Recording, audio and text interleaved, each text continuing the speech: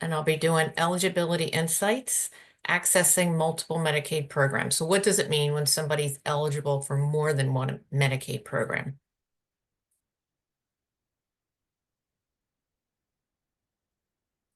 Ground rules, presentation will be recorded, but the recording will stop before Q&A. Please remain on mute. Use chat to submit questions and we'll address them during the Q&A. And you can come off mute if we have questions about your question, if we don't understand it or something like that. It's a safe place, no judgment. No question is a dumb question. I know this can get complicated. Agree not to share personal information or opinions outside of here. So if somebody does share something, don't share it outside of here. Silence your cell phone, and slides, documents, and unanswered questions will be emailed to those who were here today, and I believe also registered.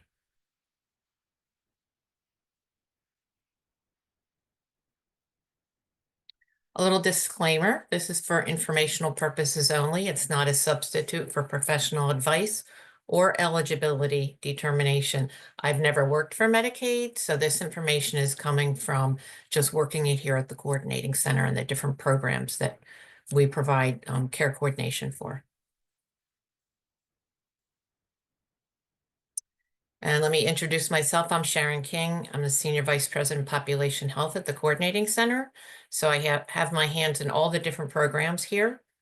I'm a nurse and I've been here for 31 years. So I pretty much implemented each of the programs that we have here, and that's where this knowledge comes from. Next slide. Objectives, you'll learn the differences in various Medicaid programs, understand when you can and cannot be in more than one Medicaid program, and gain insight into the possible advantages and disadvantages of being a participant in more than one Medicaid program. Here's the programs we provide. REM, Rare and Expensive Case Management.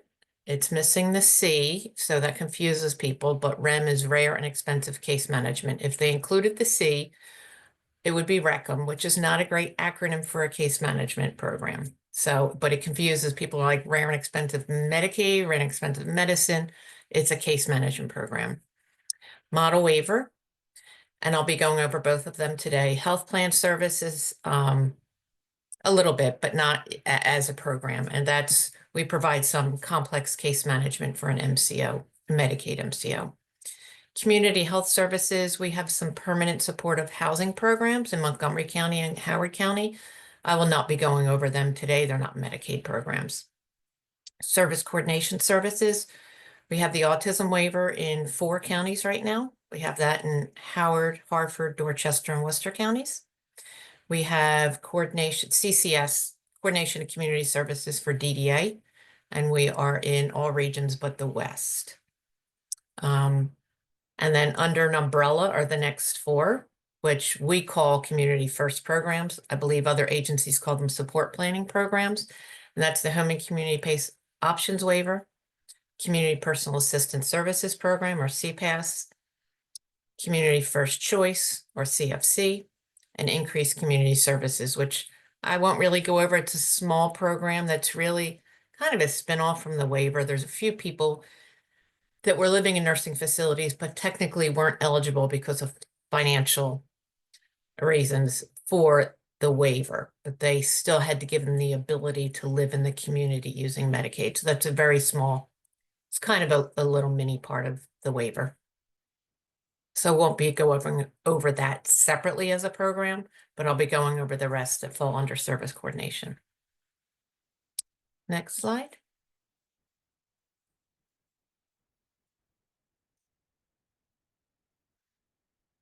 I don't know how long the wait list for autism is, and I'll get to that when I go over autism, but I just happened to see that pop up. So model waiver. I'll go over the eligibility for each one of these programs so you can kind of see how people might be eligible for different programs. So model waiver is a waiver, and waivers are, they're programs. Each waiver focuses on a population that at the time was living in facilities and how can they get them to live in the community. So model waiver was the first one. And what they really needed was for the child to be able to get Medicaid. Children living in facilities had Medicaid under their own income and assets because that was their residence. So when they would go home with their family, they would lose the Medicaid. So who was going to pay for the needs for them to remain in the community at home, since they would not qualify for Medicaid when they were living with their family? So that's how that's how the waiver started, and model waiver was the first one. So eligibility, there is before their 22nd birthday, so it's 21 and under. That's to apply. Once they're in, they can stay as long as they're cost effective. That gets a little complicated. If you ever hear that people age out, it's actually, they don't age out, but the cost effectiveness changes because comparing home and community costs to, say, Mount Washington or Kennedy is different than when they turn 21. We have to use a skilled nursing facility, which is a lot less. So then they just wouldn't qualify. They wouldn't be cost effective. There's a cost neutrality that has to be in place with their plan of care. However, usually once they turn 18, they're eligible for SSI and then can go into REM. So we do have adults in model waiver, very few, but it's less than 22 when you're first applying. The Medicaid application is based on the child's income and assets only. They would qualify for a skilled nursing facility or chronic hospitalization. When it started, we were actively discharging people out of Kennedy, Mount Washington, HSC, a few out of Deaton. They would need these services to remain in the community. So most of them have private insurance because this is for people who do not qualify for Medicaid in the community. But their insurance doesn't cover something that they need to remain in the community, usually private duty nursing. They don't have that under insurance. They have it under Medicaid. Medicaid would be paying for their institutionalization, so they'll pay for that in the community. And then the needs cannot be met by other Medicaid programs. So this is truly for people who really don't qualify for Medicaid, but would in an institution. Those that had Medicaid would probably end up in the REM program or would be eligible for the REM program. So the REM program is for individuals who do have community Medicaid. They started this when they moved from fee-for-service to managed care. So now most people in Medicaid go into managed care. They knew when they were planning that people with complex, they had already known the high cost users. So they knew that there was individuals who had a lot of complex needs, and they would have to change some of their providers if they had to choose an MCO, because each MCO has their network of providers. And they would have many specialists, nursing agency, equipment company, physical therapy, and the chances that they would find all those providers in one MCO were slim. So that's how they came up with REM. So it's a carve out from MCOs, provides more flexibility. They can use any MA provider. They don't need the referrals, but they get case management. So eligibility is community Medicaid. There's a list of REM diagnoses. I put the QR code and the website there for the list of diagnoses, but there's over 300 of them. And each diagnosis has a age range. So some of them go all the way up to 64. Many of them stop at 21. And then things like cleft lip and cleft palate are younger based on when you would be having all those surgeries. So the population in both of these programs is similar, except REM, you can stay on longer, and many people move from model waiver to REM because they'll get SSI and then they'll have community Medicaid. And a lot of them have the REM diagnosis. So the population is similar, but it's who qualifies, whether you qualify for Medicaid in the community or not. Next slide. Community First Choice and Community Personal Assistance, they fall under that umbrella of CFP, but these two are not a waiver. The CO is a waiver. So these two are just home and community-based programs. So I'll go over Community First Choice first. When they combined, they had an older adult waiver, not a younger adult waiver. We had the younger adult waiver. It was living at home. The health departments had the older adult waivers. When they combined them and made them the community options waiver, they realized as we were discharging people out of nursing facilities, they were just filling the beds up again. And we're trying to keep people more in the community. So this program offers individuals who qualify for being in a skilled nursing facility, but are still living in the community. Let's provide services to prevent them from going into a skilled nursing facility. So it's all ages. They have to reside in the community. They have community medical assistance, and they would qualify for a skilled nursing facility. Community personal assistance services is all ages, reside in the community, have community medical assistance, need assistance with activities of daily living. So they don't have to qualify for a skilled nursing facility, but they need some kind of assistance with activities of daily living to remain in the community. And that's due to a medical need. So there's a medical level of care.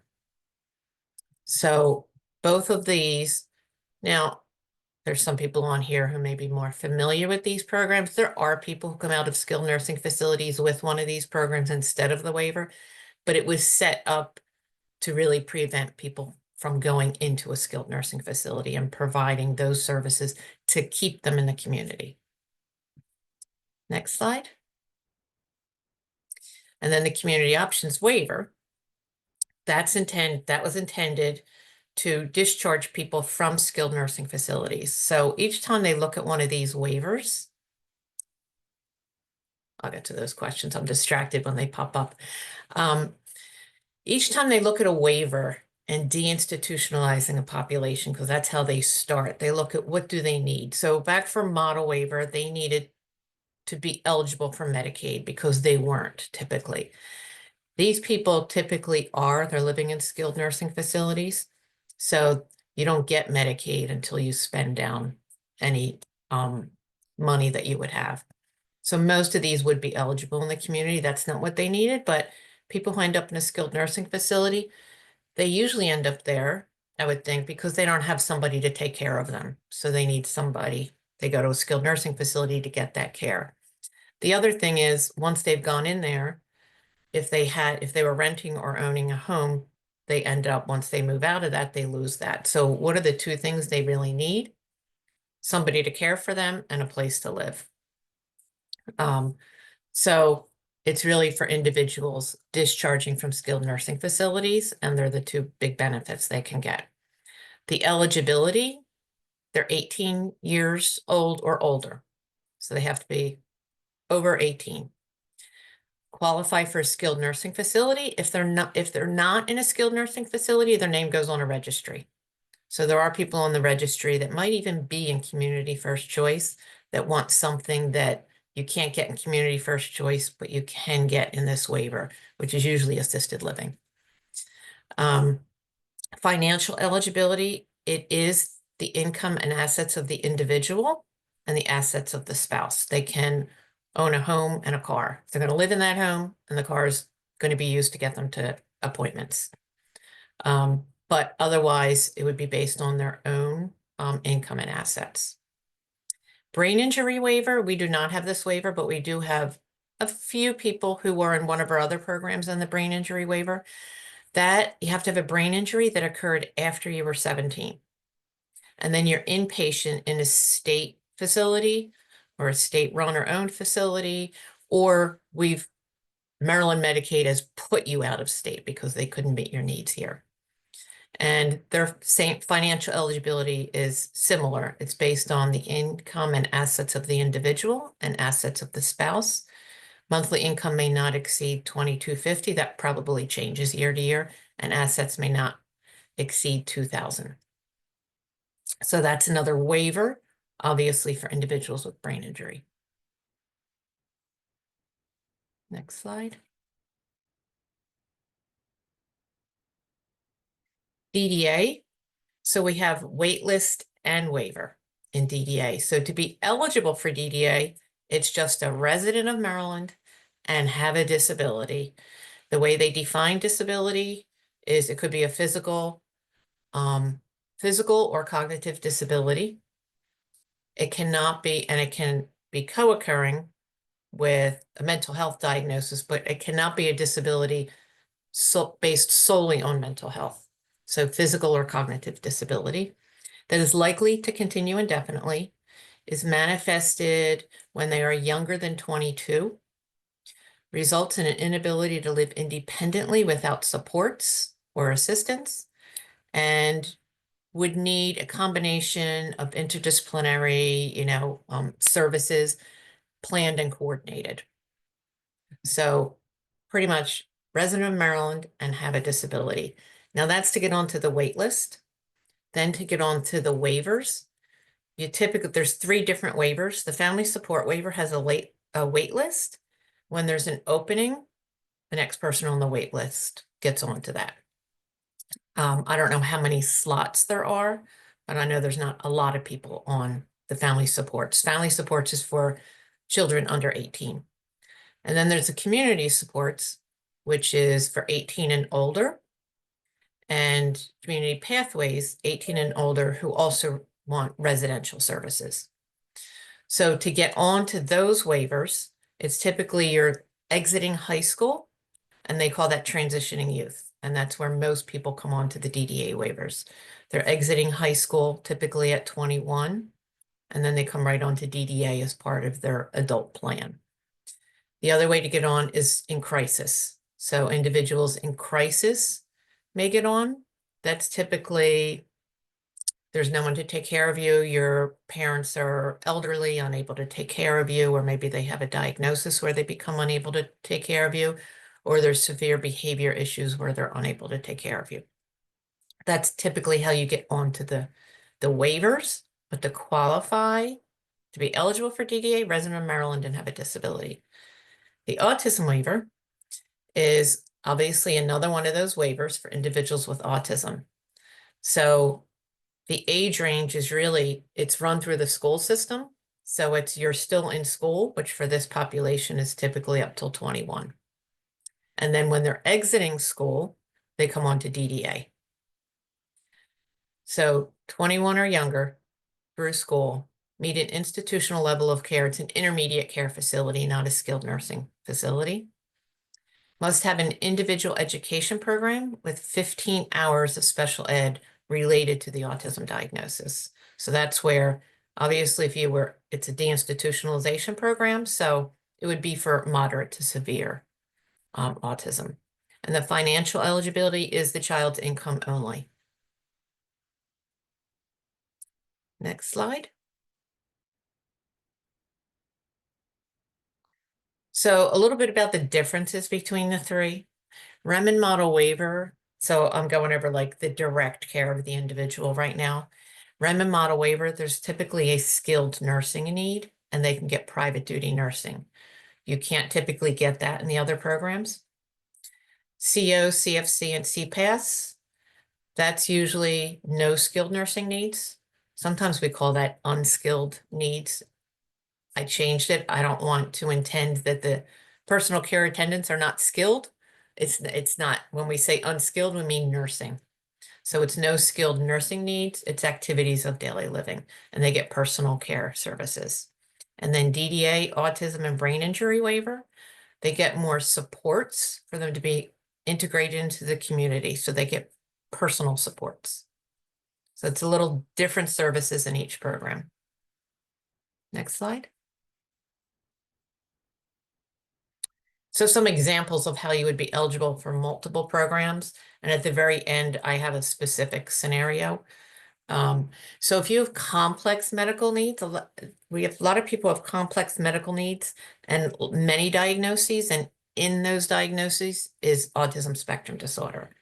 So are the complex medical needs include skilled nursing needs? They may be in model waiver or REM. And if they're not skilled needs, they could be in CFC or CPAS, or they could be, you can't be in model waiver and REM, it's one or the other. You could be in one of them and CFC or CPAS. And developmental needs, because of the diagnosis of autism, they could be in the autism waiver or DDA. So more specifically, let's say somebody had quadriplegia at age 16. So diving accident, car accident, gunshot wound, but they become quadriplegic at age 16. So depending on the level of injury, they might have skilled nursing needs, and quadriplegia is a REM diagnosis. And if they had those skilled nursing needs and didn't have Medicaid, they may qualify for model waiver. If they don't have skilled needs, they could go into CFP or CFC or CPAS, the CFP programs. And again, they could be in model waiver or REM and CFC or CPAS. And then the disability was prior to 22, so they would qualify for DDA. Even though they may not have a cognitive disability, the physical disability is still developmental disability because they cannot walk or take care of themselves. So that's just two general examples. Again, I'll have a more specific one at the end. Next slide. These are some of the limitations. So you cannot be in more than one waiver. So you can't be in model waiver and autism waiver. You can't be in the brain injury waiver and community options waiver. You can only be in one waiver. There are some that may qualify for more, and they'll be on one while they're on another waiting list. And if they come up and are eligible then for the second waiver, they have to make a choice.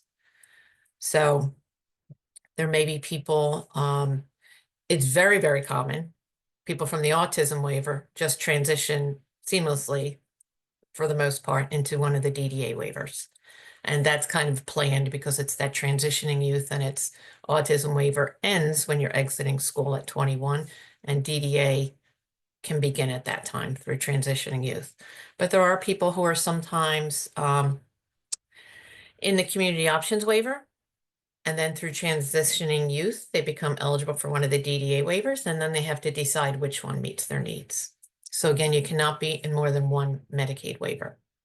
And you cannot be in more than one of what we call CFP, but support planning programs. So you can't be in the community options waiver, CFC, and or CPAS at the same time. So it's like pick one. It's like pick one from that left list, pick one from the right list. And another one is you can't be, model waiver does not go into health choice. So you wouldn't, and REM is part of health choice. So when I explained the differences between them, you would only be in one of them. And model waiver, because they were the first waiver and other programs came after that, they typically like to leave model waiver alone. So they don't go into health choice. They don't have to choose an MCO or anything like that. So they're the limitations as far as what programs you can't be in at the same time.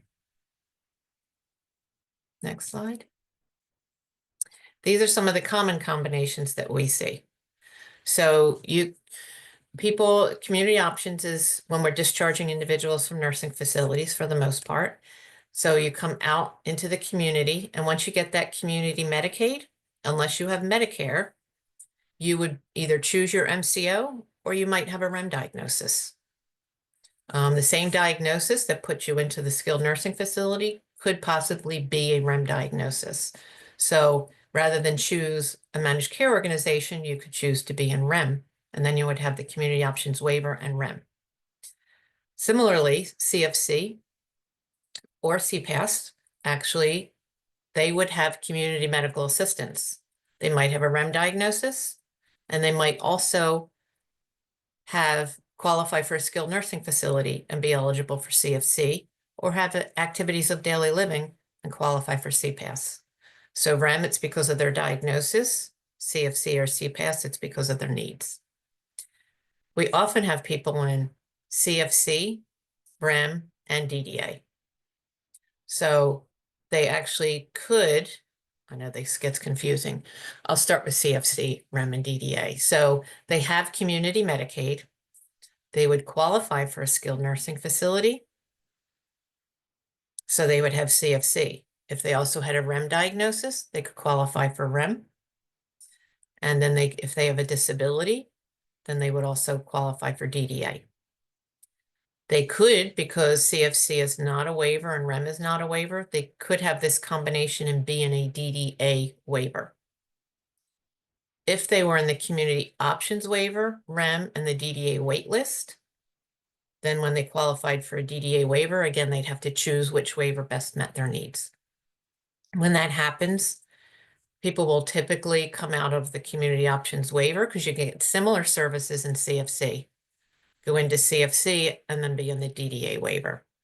So we have individuals. So if you're in these programs, your coordinators can explain this to you because it can get confusing and it can get complicated. So I also explained CPAS and REM, how you would be in one of them, both of them. CPAS, REM, and DDA, similar to CFC, REM, and DDA. You have community medical assistance. You have an activity of daily living, which typically resulted from a diagnosis that also happens to be a REM diagnosis. And those diagnoses include a disability that will qualify you for DDA. And you could be in CPAS, REM, DDA waitlist, or the waivers. Model waiver and CFC. So model waiver, they do not typically qualify for Medicaid in the community until they get model waiver. When they get model waiver, that gives them Medicaid. So now they have community Medicaid, which opens up the door for some of these other programs like CFC or CPAS. So they wouldn't have CFC or CPAS first, but once they have model waiver, they can apply for CFC or CPAS. They can't apply for community options waiver because, again, that's 2 waivers. CFC and DDA, we see people in both of these programs. They have medical assistance. They may not have a REM diagnosis, but their diagnosis does require care that could qualify for a skilled nursing facility, and that could include a disability. And then they could be in CFC and DDA. Same thing with CPAS. They might need activities of daily living. They don't have a REM diagnosis, or they have Medicare. If you have Medicare, you're carved out from Health Choice, and you wouldn't be able to go into REM. But they could go into DDA, and these aren't waivers, so they could be DDA waitlist or the waivers. Brain injury, when they come out or when they're discharged on the brain injury waiver, they have Medicaid.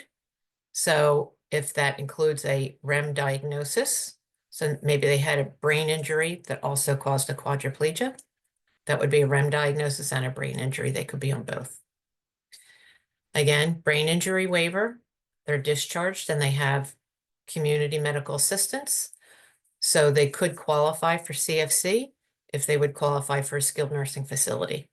Sounds like they just came out of a state nursing facility, or a state, could be behavioral health facility, but it could qualify them also for a SNF that would qualify them for CFC. Brain injury waiver, it may be common that they also have activity of daily living needs that they can't meet on their own, and that could qualify them for CPAS. So these are some of the common combinations that we see. And at the coordinating center, we have a new policy that started this month, where if somebody is in more than one program and receiving services from us, if all the services are internal, our coordinators are required to meet at least quarterly. If, because CO, CFC, CPAS, DDA, brain injury, they could have coordinators outside of the coordinating center. So if they do, we reach out to those coordinators. We can't make them do anything, but we offer collaboration. We offer to collaborate with them. So if people are in multiple programs, it should be a little easier if the coordinators are communicating and can explain things to the family or individual. Next slide. Some of the advantages. So different services are in different programs. So environmental adaptations and assistive technology is in CFC and community options waiver. It is not in CPAS, but it is in those 2 programs. So if you're in REM and you're getting the nursing needs, your nursing needs are met, you don't need direct care. But REM, if you needed an environmental adaptation or assistive technology, we would be looking for community resource funding elsewhere. But if you applied for CFC, you could get those services through that program. So different services are in different programs. I went over earlier, mostly the differences with the direct care. But also vocational or residential is available in DDA that would not be available in other programs. So you may have your needs met in other programs, but now you want to start working and go into a vocational program. That would be a DDA service. Or you want to live in a group home. That would be a DDA service.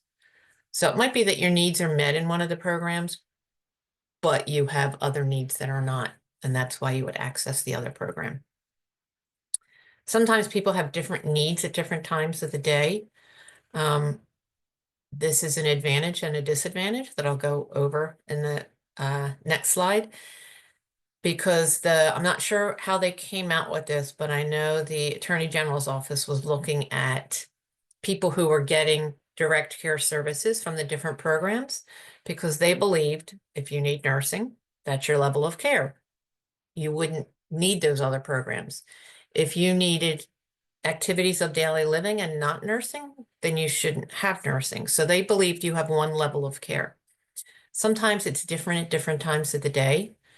You could have somebody who's on a ventilator when they sleep, but when they're awake, they can clear their own airway and they're able to manage that themselves and they don't need skilled care. Or you could have somebody who needs skilled care when the family is not there. But when the family's there, they don't need the skilled care because the family can provide that. But maybe the family's small, frail, and they need assistance providing activities of daily living because the individual themselves is large. They're an adult, they small family members, or the family members can't do it on their own, then maybe they could have assistance with activities of daily living. And then there's different times of the day that what you can have is at the same time, the same service. You couldn't have personal care attendant and a nurse at the same time. So different needs at different times of the day or different scenarios, really. And in some of the programs, the family or friend, you can pick your provider. So you can't do that with skilled care. So you couldn't do that in REM or model waiver.